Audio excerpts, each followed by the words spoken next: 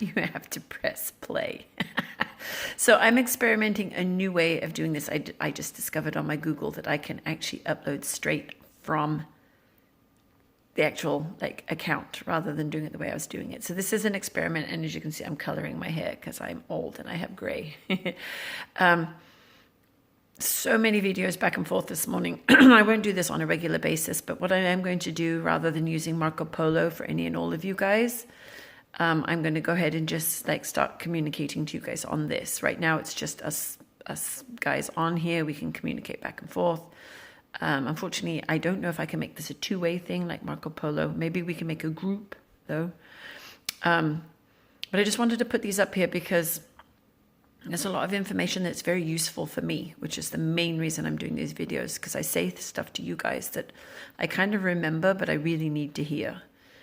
And one of the interesting things we were just talking about was having to do with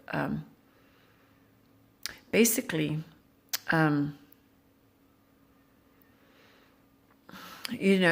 beginning of the waking up process and how we go through various stages of awareness, how, we start off with none. Then we begin to have sense, and then we start to develop our skills to begin to remember, as it were, and we start moving into various realms, and it's kind of a step-by-step process. We become more aware of external stimulus. Where is it coming from? Who is it coming from? We get presented with guides. Who are the guides? My guides always said that they were undifferentiated aspects of myself that I saw as better or larger than me because I couldn't accept myself as being that magnificent at that point. And so one of the recent conversations I was just having with someone was, she was with Crystal, that... and something popped to mind. I thought I'd share it here rather than on Marco Polo. Is about I make references of in Detroit. That was actually in the 90s when I lived in Detroit, and some very significant people that I have reconnected with were in that same area at the time, and there was a very large underground area called Oleka, which I knew as the underground lake, connected with the crystal caves that are in Arkansas. That whole area is like a huge crystal generator, and I now know is, kind of one of the main areas of Atlantean energy. So a lot of records flooded back into my consciousness when I was there, and one of them was the presentation of the in and the out breath. And the return of, to Mother, Father, God, from Mother, Father, God, into the exploration, into creation in this out-breath, which was the separation of God into male and female or polarized aspects of each other, and the dance that occurred throughout.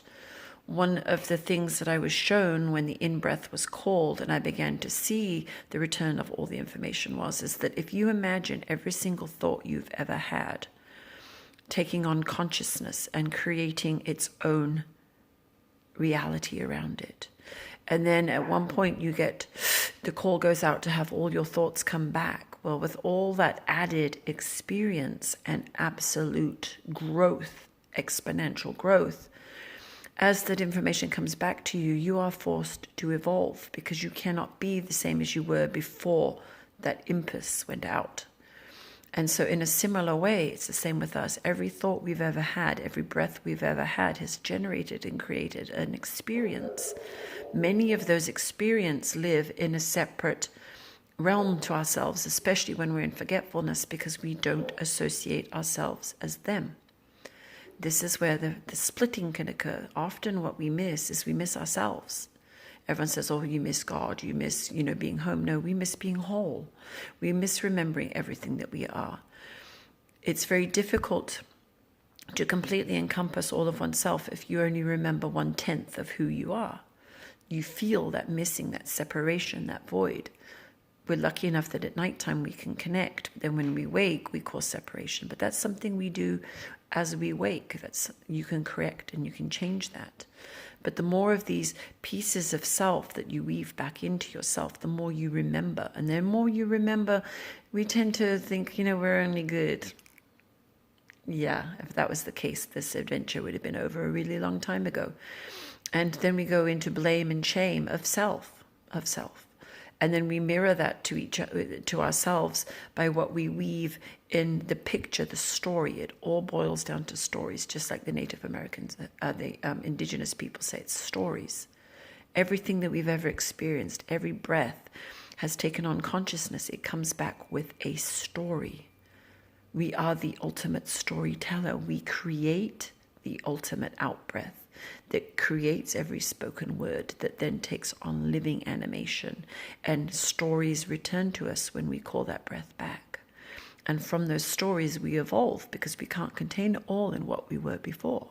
However, and this is a big however, if we over-identify with certain aspects of the story in lieu of others, then division occurs. When there's division, then there's fragmentation. When there's fragmentation, there's schisms. When there's schisms, there becomes forgotten areas of self that have not been reabsorbed. Sometimes those aspects of selves carry wounding that makes them so destructive. They then seek to destroy the very being that created them, us, ourselves. So our own creation can end up seeking our destruction, because at some level we deemed it unworthy to return, unworthy to own, and definitely weren't going back there, because we have now judged it as being something bad or negative or destructive or de-evolutionary. It's time to embrace all that we are, warts and all, hair color and all, wrinkles. All of this is a manifestation of a process that we understand on a very deep level, but not in our logical mind. So the unspoken levels of communication are such that we get it, and we are whole on one level. And that can be mirrored by the fact that when you are above the earth looking at the earth, you can see how all that is weaves in. You can see that the clouds are like Earth's emotional nature that blocks it from the sun, especially when there's storms. Ooh, that's releasing patternings and volcanic eruptions. As her meridian system shifts and she puts out something that's no longer beneficial. All horses connect because they're all a horse. All humans connect because they're all a human. And so when some humans begin to hold higher thought forms, a light goes off, and you can see what Princess Aurora represents when you are looking off of Earth. Is it really looking down? No, it's looking from a different perception. It's moving further away from something and observing it. Still as self, but not in it so much that you can't remember anything else. We get so trapped in our stories that we forget that the stories were just little tiny tales to get us to have remembrance, so that we could remember that we are just source extending out into itself to have different scenarios to learn more about itself, ultimately to love itself in all its complexities, in all its expressions, even more than it did before. And that is the power of our in and out breath. Out breath, in breath, out breath, in breath, if we choose to put our focus on it. That's the level of awareness we can strive to achieve. Every given moment, we can develop the discernment to see, what are we creating in this breath? What am I embracing and weaving into a larger understanding of myself? Or why am I going into shame and blame? Have I dipped into an area of myself that needs healing, or am I in somebody else's timeline? And it becomes this, rather than being on autopilot, we can be completely in charge of our creation as we go. And everything we encounter is exactly what we wove into our story so that we get the point. And the point is whatever we determined before we started the story. And we might have multiple stories going, just like you can read 18 books all at the same time. Each one will trigger a little something within you. Ultimately, we get what we look for, and we see it.